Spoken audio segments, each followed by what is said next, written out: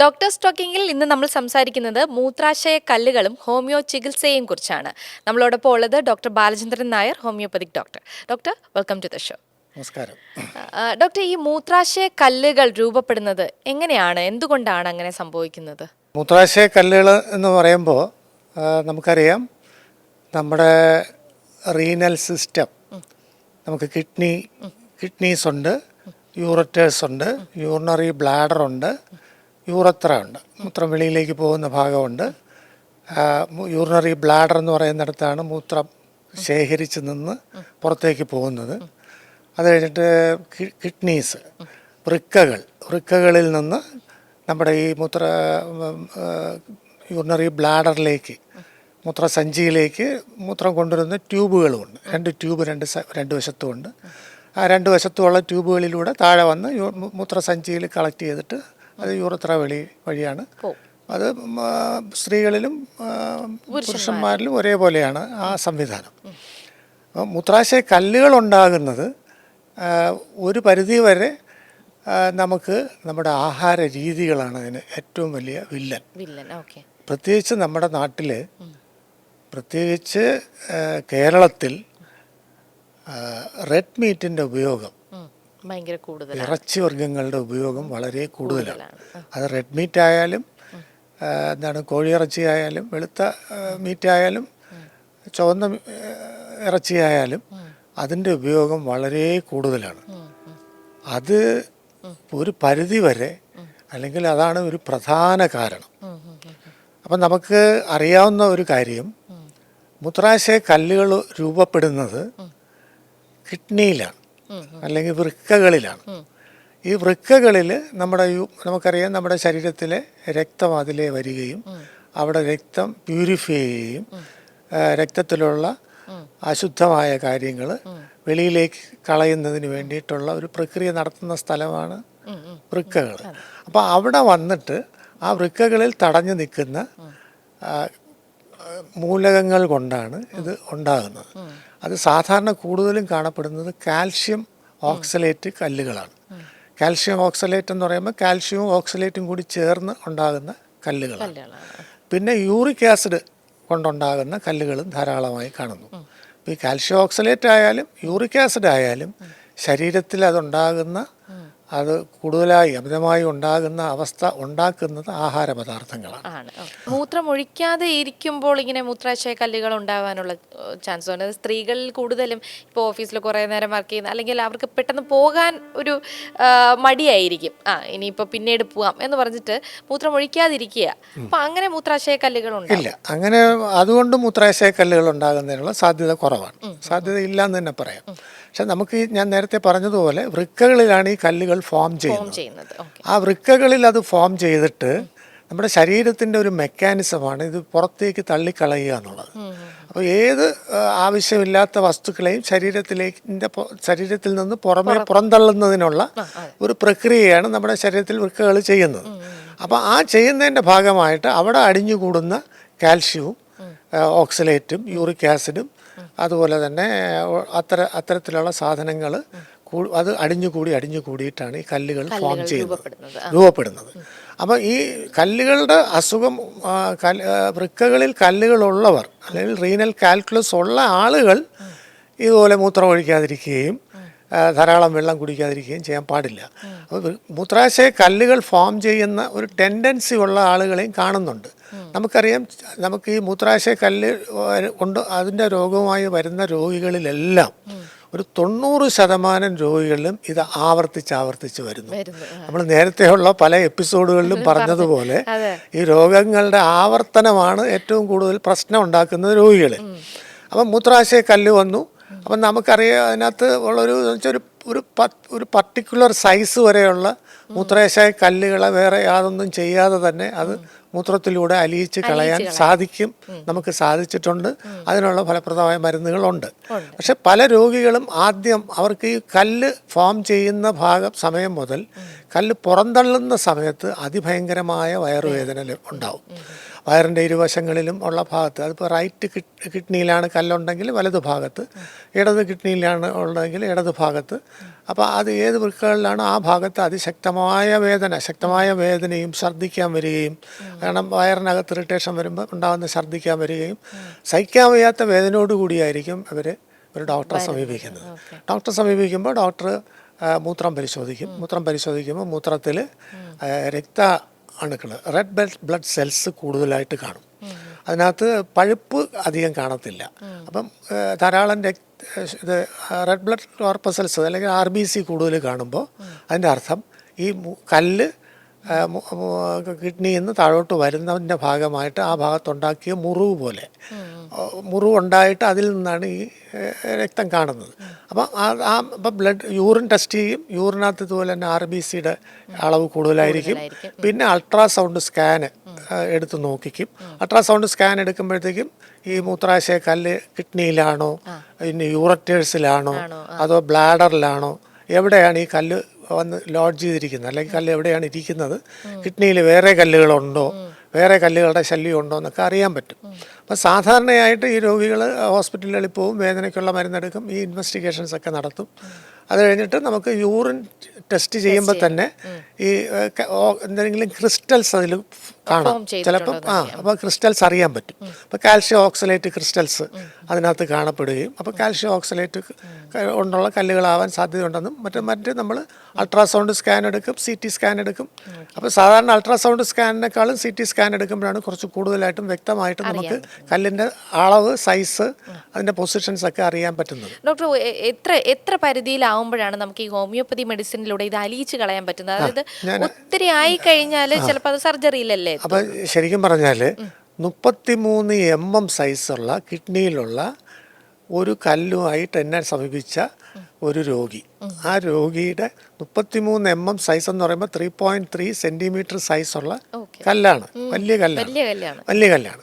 മാത്രമല്ല അതിന് stag horn calculus ആയിരുന്നു. സ്റ്റാഗ് ഹോൺ കാൽക്കുലസ് എന്ന് പറഞ്ഞാൽ കലമാന്റെ കൊമ്പ് പോലെ ശിഖരങ്ങളുള്ള കല്ലായിരുന്നു.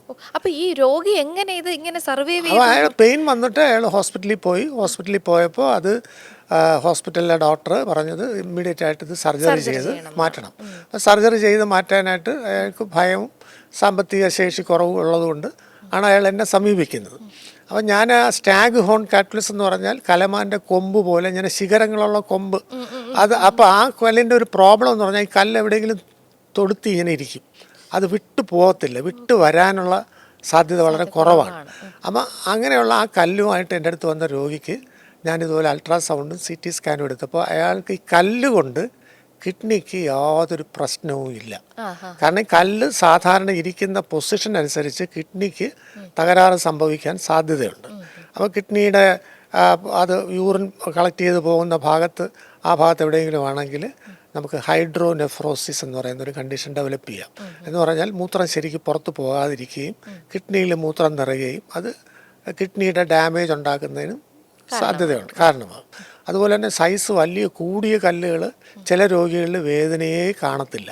അപ്പോൾ അത്തരത്തിലുള്ള രോഗികളിൽ ഈ കല്ലിൻ്റെ സൈസ് കൂടി വരികയും പിന്നെ കിഡ്നിക്ക് ഡാമേജ് ഉണ്ടാകുകയും സാധ്യതയുണ്ട്.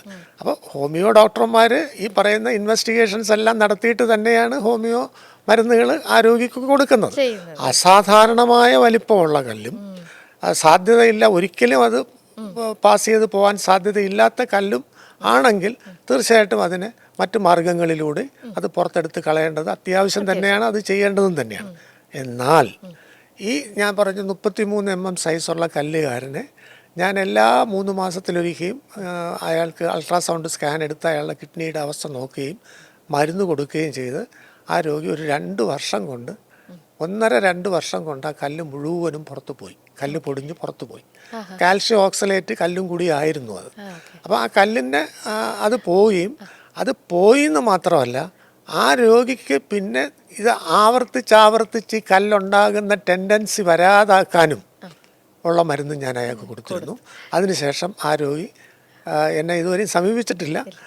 അതുകൊണ്ട് അയാൾക്ക് അത് ആവർത്തിച്ച് വന്നിട്ടുണ്ടാവാൻ സാധ്യതയില്ലെന്നാണ് ഞാൻ വിശ്വസിക്കുന്നത്. ഡോക്ടർ, ഇപ്പോൾ ഈ 2 വർഷത്തോളം എടുത്തല്ലോ ഈ ഒരു അസുഖം മാറി വരാനായിട്ട്, അപ്പം അത്രയും സമയത്തും ഇവർക്ക് പെയിൻ അവിടെ തന്നെ ഇല്ല, ഉണ്ടാവും? അയാൾക്ക് പെയിനേ ഉണ്ടായിരുന്നില്ല. ഇല്ല. അയാൾക്ക് വേദനയോ മറ്റ് അസ്വസ്ഥതയോ ഒന്നും ഉണ്ടായിരുന്നില്ല. വേദന ഉണ്ടാകുന്നതിന് വേദനയുണ്ടോ ഇല്ലേ എന്നുള്ളതല്ല, അയാളുടെ വൃക്കകൾക്ക് ഉണ്ടാകുന്ന ഒരവസ്ഥ ഉണ്ടായിരുന്നില്ല എന്നതാണ് ആ കേസ് കൈകാര്യം ചെയ്യാൻ എന്നെ പ്രേരിപ്പിച്ചത്. അതേസമയം അത് വൃക്കകൾക്ക് തകരാറുള്ള ഒരവസ്ഥയായിരുന്നെങ്കിൽ തീർച്ചയായിട്ടും അത് ഇമ്മീഡിയറ്റ് ആയിട്ട് തന്നെ അതിന് വേണ്ടത് ചെയ്യേണ്ടതുണ്ട്. മാത്രമല്ല, ഈ കിഡ്നിയിൽ കല്ല് ഫോം ചെയ്യാം. അത് കഴിഞ്ഞിട്ട് കിഡ്നിയിൽ നിന്ന് താഴേക്ക് വരുന്ന ട്യൂബുണ്ട്, യൂററ്റേഴ്സ് എന്ന് പറയും. ആ ട്യൂബിൽ കല്ല് വന്ന് തടസ്സപ്പെട്ട് നിൽക്കാം. നമുക്ക് സാധാരണ പറയുന്നത് 3 mm 4 mm സൈസൊക്കെ ഉള്ള കല്ലുകൾ കാളും വലുതാണ് സൈസ് കല്ലാണെങ്കിൽ അത് ഇതിലെ പാസ് ചെയ്ത് പോകത്തില്ല എന്നുള്ളതാണ് നമ്മൾ പറയാറുള്ളത്. പക്ഷേ അപ്പം നമ്മൾ ചെയ്യുന്നതെന്ന് വെച്ചാൽ, നമ്മൾ ഈ കിഡ്നിയിൽ കല്ലുള്ള രോഗികൾക്ക് ഹോമിയോപ്പതി മരുന്നുകൾ ഉപയോഗിക്കാൻ കൊടുക്കുമ്പോൾ ആ കല്ലുകൾ, പ്രത്യേകിച്ച് കാൽഷ്യം ഓക്സലേറ്റ് കൊണ്ടുള്ള കല്ലുകളാണെങ്കിൽ എളുപ്പത്തിൽ അത് പൊടിഞ്ഞ് പുറത്തു പോകും. ഇനി യൂറിക് ആസിഡിൻ്റെ കല്ലാണെങ്കിൽ പോലും പല രോഗികളിലും ആ കല്ലുകൾ പൊടിഞ്ഞു പോയതായിട്ട് കാണുന്നുണ്ട്. അപ്പോൾ അതിൻ്റെ UVJ ജംഗ്ഷൻ എന്ന് പറയും, യൂറത്രോ വെസിക്കുലാർ ജംഗ്ഷൻ എന്ന് പറഞ്ഞാൽ നമ്മുടെ ഈ ട്യൂബ് വന്നിട്ട് മൂത്രസഞ്ചിയിൽ ജോയിൻ ചെയ്യുന്നൊരു ഭാഗമുണ്ട്. ആ ഭാഗത്ത് വന്ന് മിക്കവാറും ചില കല്ലുകൾ ലോഡ്ജ് ചെയ്യാറുണ്ട്. അപ്പോൾ ബോഡിയുടെ ഒരു മെക്കാനിസം തന്നെ ഉണ്ട് ഇതിനെ പുറത്ത് കളയാനായിട്ട്. ആ മെക്കാനിസത്തെ നമ്മൾ കൂടുതൽ പ്രൊമോട്ട് ചെയ്യുകയാണ് നമ്മുടെ മരുന്നുകൾ കൊണ്ട് ചെയ്യുന്നത്. അതല്ലാതെ ഈ കല്ലിനെ അലിയിച്ച് കളയുന്നതിന് നമുക്കറിയാം, ഇതൊരു ഫോറിൻ ബോഡിയാണ്. ഈ ഫോറിൻ ബോഡിയിൽ ഈ ഹോമിയോ മരുന്ന് എങ്ങനെ പോയി ആക്ട് ചെയ്യും എന്നുള്ളൊരു സംശയം സാധാരണ ഇതര ചികിത്സാശാസ്ത്രത്തിലുള്ളവർ ഉന്നയിക്കാറുണ്ട്. പക്ഷെ നമ്മുടെ ഈ ബോഡിയുടെ ഈ പുറന്തള്ളാനുള്ള മെക്കാനിസത്തെ നമ്മൾ പ്രൊമോട്ട് ചെയ്യുകയാണ് ചെയ്യുന്നത്. ആ മെക്കാനിസം കൂടുതൽ സ്ട്രോങ് ആകുമ്പോൾ തീർച്ചയായിട്ടും ഈ രോഗിക്ക് ഈ കല്ലുകൾ പുറത്തു പോകും. മാത്രമല്ല, നമ്മൾ മനസ്സിലാക്കാനുള്ളത്, കല്ലിൻ്റെ പ്രയാസം വേദനയായിട്ടൊരു രോഗി ഒരു ആശുപത്രിയിൽ പോയി വേദന സംഹാരിയായിട്ടുള്ള ഇഞ്ചക്ഷനോ ഗുളികകളോ കഴിച്ചു കഴിഞ്ഞാൽ ഈ മൂവ്മെൻറ്റ് തടസ്സപ്പെടും, ഈ മൂവ്മെൻറ്റ് ഉണ്ടാകത്തില്ല. കാരണം നമുക്കറിയാം, നമ്മുടെ വയറിൽ നിന്ന് മലാശയത്തിൽ നിന്ന് മലം വെളിയിൽ പോകുന്നതിന് ഒരു മൂവ്മെൻറ്റ് വേണം, പെരിസ്റ്റാൾട്ടിക് മൂവ്മെൻറ്റ്. അതുപോലെ തന്നെ ഈ വെളിയിലേക്ക് യൂറിൻ പോകുന്നതിന് ഒരു മൂവ്മെൻറ്റ് ഉണ്ട്. അപ്പം നമ്മൾ ഇഞ്ചക്ഷൻ എടുത്ത് വേദന നിർത്തി കഴിഞ്ഞാൽ ഇതവിടെ സ്റ്റില്ലാവും, ആ മൂവ്മെൻറ്റ് ഉണ്ടാകത്തില്ല. ആ മൂവ്മെൻറ്റ്, ആ സ്പാസം ഉണ്ടാവാതിരിക്കും. അപ്പം ഹോമിയോ മരുന്ന് കൊടുക്കുമ്പോൾ ആ പ്രശ്നം ഉണ്ടാകുന്നില്ല, ആ സ്പാസത്തെ ബാധിക്കുന്നുമില്ല. ആ സ്പാസം അല്ലെങ്കിൽ ആ മൂവ്മെൻറ്റിനെ കൂട്ടുകയും ഈ കല്ല് പുറന്തള്ളി പോവുകയും ചെയ്യും. മാത്രമല്ല, ഇത് ആവർത്തിച്ച് ഈ കല്ലിൻ്റെ ശല്യം ഉണ്ടാകാതിരിക്കുന്നതിനുള്ള കോൺസ്റ്റിറ്റ്യൂഷണൽ മെഡിസിൻസ് എന്നാണ് ഞങ്ങൾ പറയാറുള്ളത്. ഒരു വ്യക്തിക്ക് ആ വ്യക്തിയുടെ ജീവിതശൈലിയും മറ്റു കാര്യങ്ങളും എല്ലാം അനലൈസ് ചെയ്തിട്ട് അയാൾക്ക് ആ മരുന്നുകൾ കൊടുക്കുകയും ആ മരുന്നുകൾ തുടർച്ചയായിട്ട് അയാൾ ഒരു 3 മാസമോ 6 മാസമോ, അത് ആ രോഗിയുടെ കല്ലുകൾ, ചില രോഗികളിൽ ധാരാളം കല്ലുകൾ ഫോം ചെയ്യാനുള്ള ടെൻഡൻസി ഉള്ളവർ, ഈ പെട്ടെന്ന് ഫോം ചെയ്യുന്നവരുണ്ട്. അപ്പോൾ അത്തരം ആളുകളിൽ അത്തരം കല്ലുകൾ അതിന് നമ്മൾ മരുന്നിൻ്റെ അത് കണ്ടിന്യൂസ് ആയിട്ട് ഉപയോഗിക്കുന്നതിന് അത് വ്യത്യസ്തമായിരിക്കും ഓരോ.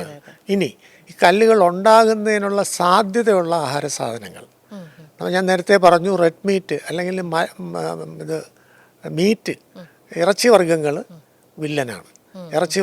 വില്ലനാണ്. കാൽഷ്യം കൂടുതലുള്ള ആഹാര സാധനങ്ങൾ അമിതമായി ഉപയോഗിക്കുന്നവരിലും ഇത് കൂടുതലായി കണ്ടുവരുന്നു. കാൽഷ്യം ഏറ്റവും കൂടുതലുള്ള സാധനങ്ങളെന്ന് പറയുന്നത് കൊഞ്ച്, ഞണ്ട്, ചിപ്പി, നമ്മുടെ എള്ള്. ഇപ്പോൾ വെജിറ്റേറിയൻസ് ആണെങ്കിൽ അവർ എള്ള് ഉപയോഗിക്കുന്നുണ്ടെങ്കിൽ എള്ളിൽ ഏറ്റവും കൂടുതൽ കാൽഷ്യം ഉള്ളതാണ് എള്ള്. അതുപോലെ തന്നെ കാൽഷ്യം നമുക്ക് തന്നെ അറിയാം, നമുക്ക് നെറ്റിൽ നോക്കിയാൽ അറിയാം, ഏറ്റവും കൂടുതൽ കാൽഷ്യം കണ്ടൻ്റുള്ള ആഹാര സാധനങ്ങളുടെ അമിതമായ ഉപയോഗം. അപ്പം നമ്മൾ ചില രോഗികൾ പറയും, സാറേ എൻ്റെ കൂട്ടുകാരൻ അവൻ ധാരാളം കാൽഷ്യം കണ്ടൻ്റുള്ള ആഹാര സാധനങ്ങൾ കഴിക്കുന്നുണ്ട്, അവന് കല്ലൊന്നും വരുന്നില്ലല്ലോ, അപ്പോൾ അത് എന്ത് ലോജിക്കാണ് സാറ് പറയുന്നത് ചോദിക്കാറുണ്ട്. അപ്പം ഞാൻ അവിടെയാണ് പറയുന്നത്, ഇതൊരു ടെൻഡൻസി, ഇതൊരു ആ രോഗിയുടെ ഒരു പ്രത്യേക ടെൻഡൻസിയാണ്. ഒരേ ഹോട്ടലിൽ നിന്ന് ഒരേപോലെ തന്നെ റെഡ് മീറ്റ് കഴിക്കുന്ന 10 പേരിൽ ഓരോരുത്തരുടെയും ബോഡി ഡിഫറെൻ്റ് ആണ്. യെസ്, അപ്പം ഓരോരുത്തരുടെയും ബോഡി ഡിഫറൻ്റ് ആണ് എന്നുള്ളത് കൊണ്ടാണ് ഹോമിയോപ്പതി ചികിത്സ ഡിഫറൻ്റ് ആയിട്ടുള്ള ആളുകളിൽ ഡിഫറൻ്റ് ആയിട്ടുള്ള മരുന്നുകൾ ഉപയോഗിക്കുന്നത്. ഓരോ രോഗിയുടെയും ശാരീരികവും മാനസികവുമായ ശാരീരിക അവസ്ഥകളും അവരുടെ രോഗാവസ്ഥകളെയും കൂടി കൂട്ടിക്കൊണ്ടാണ് നമ്മൾ മരുന്നുകൾ നിശ്ചയിക്കുന്നത്. ചില രോഗികൾക്ക് നമ്മൾ കല്ലിൻ്റെ മരുന്ന് കൊടുത്തു കഴിഞ്ഞാൽ പിന്നെ അവർക്ക് കല്ലിൻ്റെ ശല്യം ഉണ്ടാവാറേ ഇല്ല. ചിലർക്ക് ഇങ്ങനെയുള്ള ഈ കല്ലിന്റെ രോഗമുള്ള ആളുകൾക്ക് എക്സസൈസ് ചെയ്യുന്നതിനോട് എന്തെങ്കിലും പ്രശ്നമുണ്ടോ? അഫ്കോഴ്സ് എല്ലാ രോഗത്തിനും എക്സർസൈസ് ഒരു കാരണമാണ്. അപ്പോൾ എക്സർസൈസ് എന്ന് പറയുമ്പോൾ നമ്മൾ അബ്ഡമൻ എക്സർസൈസ് ഒക്കെ ചെയ്യുമ്പോൾ തീർച്ചയായിട്ടും കിഡ്നിക്ക് നല്ല മൂവ്മെൻറ്റ്സ് ഉണ്ടാവും. അപ്പോൾ ചെറിയ ചെറിയ കല്ലുകൾ ഫോം ചെയ്യുമ്പോൾ തന്നെ ഇത് എക്സ്പെൽ ചെയ്ത് പോകുന്നതിനുള്ള നമ്മൾ എക്സർസൈസ് എന്ന് പറയുമ്പോൾ നമ്മൾ എല്ലാ അവയവങ്ങൾക്കും ഫലപ്രദമായ എക്സർസൈസുകളുണ്ട്. ഇപ്പോൾ യോഗ തന്നെയുണ്ട്. നമ്മുടെ ശരീരത്തിലെ എല്ലാ അവയവങ്ങൾക്കും മൂവ്മെൻറ്റ്സിനും അതിൻ്റെ ആരോഗ്യപരമായ പ്രവർത്തനത്തിനുമുള്ള എക്സർസൈസുകളുണ്ട്, യോഗയുണ്ട്. അപ്പോൾ അത്തരത്തിലുള്ള യോഗ അത് നമ്മൾ ചെയ്യണം. ആഹാരത്തിലൊരു നിയന്ത്രണം ഉണ്ടാകണം. ധാരാളം വെള്ളം കുടിക്കണം. 3 മാസത്തിലൊരിക്കൽ ഈ പരിശോധന നടത്തണം. അത് അൾട്രാസൗണ്ട് സ്കാൻ എടുത്ത് നോക്കുകയും മൂത്രപരിശോധനയും നടത്തുക. ഹോമിയോ മരുന്ന് നിങ്ങൾക്കിത് വന്നിട്ടുണ്ടെങ്കിൽ, അപ്പോൾ ചിലർ പറയും സാറേ അതികഠിനമായ വേദന വന്നാൽ എന്ത് ചെയ്യും? പെയിൻ കില്ലേഴ്സ് എന്തെങ്കിലും നിങ്ങൾ ഉപയോഗിക്കുന്നതിനോ അല്ലെങ്കിൽ അങ്ങനെയുള്ള മരുന്നുകൾ ഉപയോഗിക്കുന്നതിനോ തെറ്റൊന്നും ഞാൻ പറയത്തില്ല. ഞങ്ങൾക്കും വേദന സംഹാരികളും വേദന കുറയ്ക്കാനുള്ള മരുന്നുകളും ഉണ്ട്. എന്നാൽ പോലും നമുക്കത് നിവൃത്തിയില്ലെങ്കിൽ അങ്ങനെ ചെയ്യാം. അത്തരത്തിൽ വേദന സംഹാരികൾ ഉപയോഗിക്കേണ്ടി വന്ന രോഗികളിൽ നമുക്ക് നമ്മുടെ മരുന്നുകൾ കൂടെ കൊടുത്ത് ഈ കല്ല് എക്സ്പെൽ ചെയ്ത് പോയിട്ടുള്ള പല കേസുകളും. ഓക്കെ, അതായത് വേദന സംഹാരി ആയിട്ടുള്ള മരുന്നുകൾ കഴിച്ചാലും നമുക്ക് ഹോമിയോപ്പതി മരുന്നും കൂടി അതിന്റെ കൂടെ കഴിക്കാം. തീർച്ചയായിട്ടും കഴിക്കണം. വേദന സംഹാരി എന്ന് പറയുന്നത് ആ മൂവ്മെന്റ്, കല്ലിന്റെ മൂവ്മെന്റ് വരുമ്പോഴാണ് ഈ വേദന ഉണ്ടാകുന്നത്. കല്ല് കിഡ്നിയിൽ നിന്ന് അത് താഴോട്ട് ശരീരം എടുത്ത് വെളിയിൽ കളയാനായിട്ടുള്ള ആ ശ്രമം നടത്തുമ്പോഴാണ് ഈ പെയിൻ വരുന്നത്. ആ പെയിൻ വരുമ്പോഴത്തേക്കും നമ്മൾ പെയിനോടുകൂടി ഒരു ആശുപത്രി ചെല്ലും. ആ ഹോസ്പിറ്റലിൽ ചെന്ന് പെയിനോടുകൂടി എല്ലാം നമ്മൾ നോക്കുമ്പോൾ ചില കേസുകളിൽ കിഡ്നിയിലോ അല്ലെങ്കിൽ ഒരിടത്തോ കല്ലൊന്നും കാണാനില്ല. കാരണം കല്ല് കഴിഞ്ഞ് കാണും. കല്ല് വരുന്ന വഴിയിലാണ് ഈ പെയിൻ ഉണ്ടാകുന്നത്. അപ്പോൾ നമ്മൾ വെള്ളമൊക്കെ കുടിച്ച് കഴിയുമ്പോഴത്തേക്കും കല്ലങ്ങ് പോയി കഴിയും. അപ്പോൾ നമ്മൾ ഹോമിയോപ്പതി ചികിത്സയിൽ ഒരു കാര്യം കൂടെ പറയാം. നമ്മളിപ്പോൾ കാൽഷ്യം ഓക്സലേറ്റ് കൂടുതൽ അടങ്ങിയിട്ടുള്ള അല്ലെങ്കിൽ കാൽഷ്യം ഓക്സലേറ്റിൻ്റെ കല്ലുകളാണെങ്കിൽ അവയെ പുറന്തള്ളാനും അവയ്ക്ക് വേണ്ടുന്ന മരുന്നുകളും പ്രത്യേകമുണ്ട്. യൂറിക് ആസിഡിൻ്റെ അളവ് കൂടുതലുള്ള രോഗികളുണ്ട്. നമ്മൾ ബ്ലഡ് ടെസ്റ്റ് ചെയ്യുമ്പോൾ അവർക്ക് യൂറിക് ആസിഡ് കൂടുതലായിരിക്കും. അതുപോലെ തന്നെ നമ്മൾ യൂറിൻ ടെസ്റ്റ് ചെയ്യുമ്പോഴും യൂറിക് ആസിഡിൻ്റെ അളവ് കൂടുതൽ കാണും. അത്തരത്തിൽ യൂറിക് ആസിഡിൻ്റെ അളവ് കൂടിയ രോഗികൾക്കും അവർക്ക് മാത്രമായിട്ട് കൊടുക്കാനുള്ള പ്രത്യേക മരുന്നുകൾ ഹോമിയോപ്പതിയിലുണ്ട്. അപ്പോൾ അത്തരത്തിലുള്ള കല്ലിൻ്റെ സ്വഭാവം അനുസരിച്ചുള്ള മരുന്നുകളും ഹോമിയോപ്പതിയിൽ ലഭ്യമാണ്. ഇതിനെല്ലാത്തിനും ഉപരി ആവർത്തിച്ച് കല്ലുണ്ടാകുന്നതിനുള്ള സാധ്യത ഒഴിവാക്കുന്നതിനുള്ള വളരെ ഫലപ്രദമായ മരുന്നുകളുണ്ട്.